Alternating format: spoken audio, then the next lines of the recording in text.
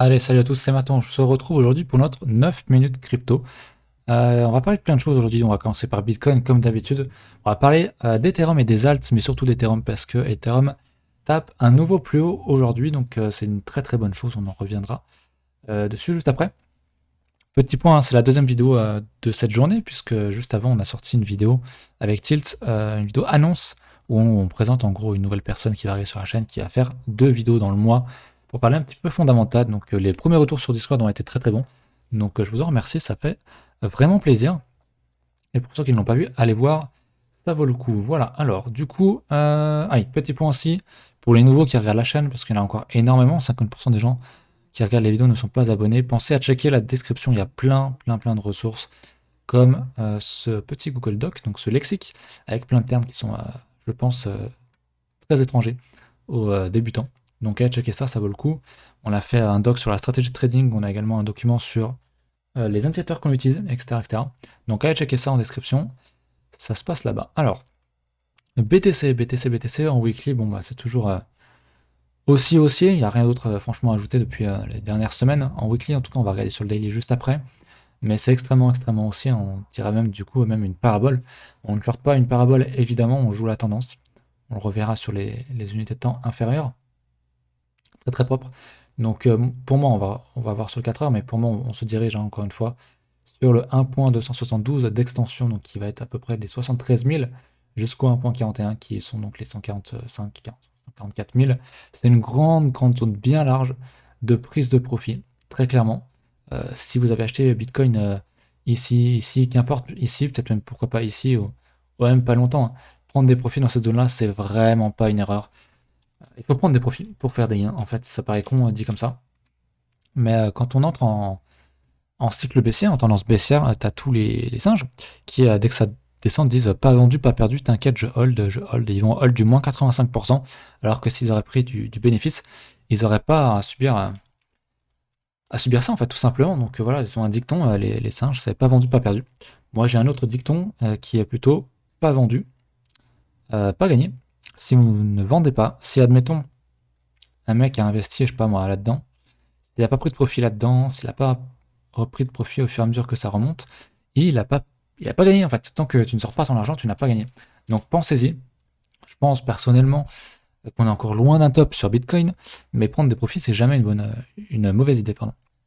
Donc voilà, faut y penser. On est quand même dans un mouvement qui est très haussier, qui est assez parabolique, et à tout moment, on peut prendre un moins 30, moins 40%, même plus, hein, et ça peut se faire très vite.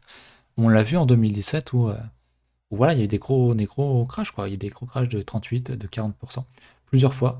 On n'a pas encore vraiment eu, on en a eu un ici, mais si on fait justement le parallèle avec le Vegas Daily qui a tenu donc toute la montée de 2017, on l'a pas encore retapé, ce fameux Vegas. À part ici, hein, mais c'était pas sur un mouvement violent en septembre. Donc nous, avec Tilt, on s'attend vraiment à ce qu'on revienne à un moment donné dans ce nuage, sauf que pour l'instant, Bitcoin est très bullish. Donc ouais, si on tombe dedans actuellement, ça nous fait du moins 34%, c'est pas du tout impossible. Ça serait parfait en plus parce que là, on piégerait tous les gens qui ont mis leur stop loss juste en dessous de ce niveau-là, alors que c'est sur un support et qu'il y a le Vegas Daily en plus, donc ça serait juste parfait. Maintenant, moi, je vous ai exposé ma petite théorie un petit peu, Madame Irma, c'est qu'on aille chercher du coup mes 72 000 et qu'on aille crash juste derrière, parce que ça serait un gros niveau d'extension et que derrière on prenne donc nos moins 30, moins 40%, qu'on vienne chercher notre fameux Vegas Daily. Je pense que c'est pas du tout impossible, mais on en reparlera. C'est encore une fois plus une prédiction plutôt que quelque chose de très comment dire, de relationnel entre guillemets. Donc voilà, à suivre, mais bon, Bitcoin très haussier en H4. Je vous avais montré donc ce gros niveau à l'époque qui a été tapé une fois, deux fois, trois fois, quatre fois. On y est retourné une cinquième fois, 6, 7, 8, plus plein d'autres fois. On l'a cassé au bout de la 9 ou 10e fois, en gros. Ce qui est très bien. J'avais dit que si on cassait les 60 000, en gros, c'était tout the moon. Il faut juste faire gaffe à une chose maintenant, c'est qu'on ne fasse pas de fake out, c'est-à-dire qu'on vienne recasser par le bas et qu'on vienne réintégrer ce range. Ça serait quand même pas très bon. Maintenant, voilà, si on recasse par ici et qu'on revient retaper ce niveau-là, une fois qu'on recassera ce niveau-là, ça sera quand même assez bullish. Donc ça surveiller. Mais pour moi, c'est le gros niveau qui a surveillé, hein, le niveau des 60 000. Si on veut vraiment attendre la dernière confirmation, ça serait donc de casser ce léger plus haut ici pour pourquoi pas prendre un achat, prendre un trade à la hausse sur Bitcoin. Voilà pour ça. Est-ce qu'on a autre chose à dire sur Bitcoin? Oui. On va parler du funding, on va parler de l'open interest. Donc on a changé de site, on n'est plus sur Trading Light hein, parce que finalement on le payait que pour ça. Donc autant le regarder ici gratuitement. Alors, le site est moche, il y a des pubs et tout, mais ça fonctionne. Ça fonctionne très bien. Donc voilà, c'est Coin Analyse. On en avait déjà parlé, je crois. Donc c'est gratos hein, si vous voulez voir open interest, funding, les niveaux de liquidation, etc., etc. Ça peut être intéressant. Ouais, vous suffira juste d'appuyer sur Add Extra et vous aurez plein de trucs qui vont s'afficher. Ou alors dans l'indicateur, hein, vous tapez juste par exemple pour mon cas funding et j'ai pris l'agrégé parce que j'aime bien. Alors, il va falloir que je le paramètre hein, parce que j'ai encore toute la merde, hein, donc Bybit, Deribit, UOB, Kraken, OKEx, etc. J'en veux pas forcément dans mes niveaux parce qu'on voit que, par exemple hein, ici, vous vous souvenez, on a un funding qui était négatif ici et on le voit pas vraiment sur le funding ici. Il y a un petit peu de rouge, moi je le vois, mais je pense que sur YouTube ça ne se verra pas. Donc il va falloir que je reparamètre ça un petit peu de mon côté. Là aussi il y a un petit peu de rouge aussi, ça a plutôt bien marché. Donc voilà, du coup le funding il est quand même, alors il est élevé forcément, mais en même temps on est dans une tendance haussière. On est proche d'un ATH, donc le funding est forcément en positif.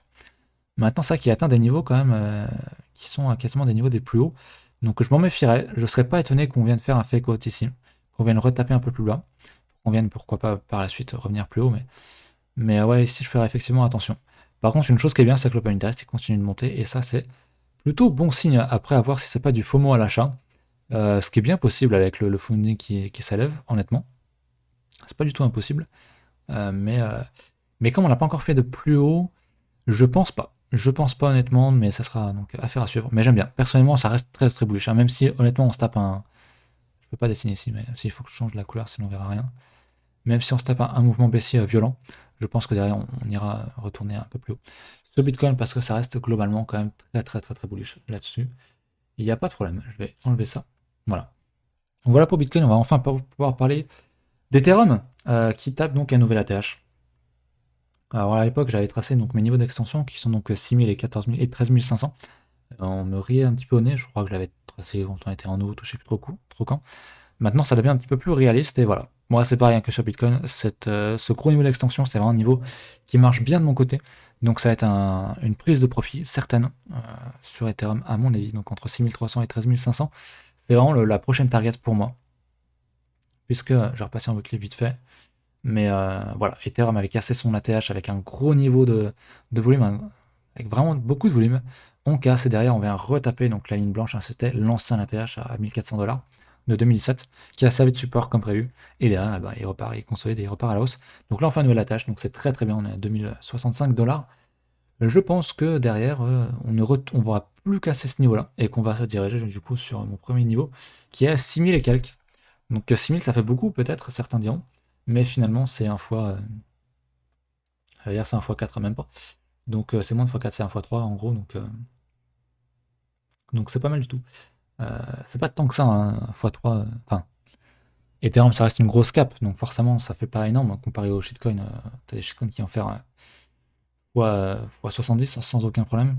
Donc voilà, Ethereum tape un nouveau plus haut, c'est bullish. Très franchement, pareil pour moi, c'est du long terme. Hein. Si vous n'avez pas acheté le double bottom ici à la cassure, le retest, machin, comme je l'ai déjà montré, il y avait moyen de repayer ce niveau-là. Et même, je pense qu'il y a encore moyen de payer la cassure ici, avec un stop, par contre, avec un stop assez proche dans ces niveaux-là. Donc sous le plus bas ici. Et puis, si on trace un trade, comme ceci, que je retrouve mon truc, tac, si j'achète ça, que je mets un stop, admettons, ici, peut-être même un peu plus large, pourquoi pas aller viser. Du coup, la première extension, ça fait quand même un risk-reward de 4,5. C'est quand même très bon. Alors évidemment, pour du long terme, c'est un peu trop tard pour moi. Hein. Le vrai risk-reward, il était 1. C'était de payer à ce niveau-là, là où j'ai mis le curseur. Et il faut que je reprenne le truc, que je le remette à 0. Pour du long terme, hein, idéalement, c'était ça. C'était ça la meilleure entrée. Selon moi, voilà, ça faisait du 20 de risk-reward.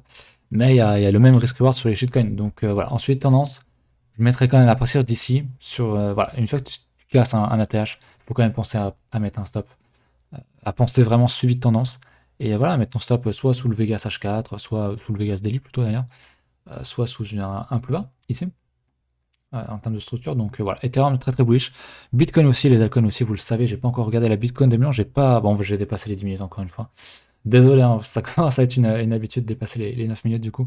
Mais la Bitcoin dominance casse enfin la baisse. Forcément, Ethereum monte. Donc forcément, la Bitcoin dominance baisse. Donc c'est quand même très propice à une nouvelle alt season.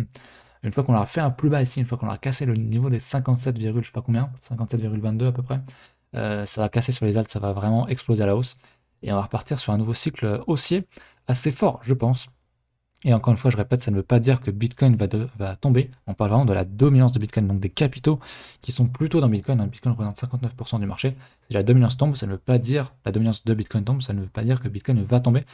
Ça veut juste dire que les capitaux vont se diriger plutôt sur les alts plutôt que continuer d'être encore et encore sur Bitcoin.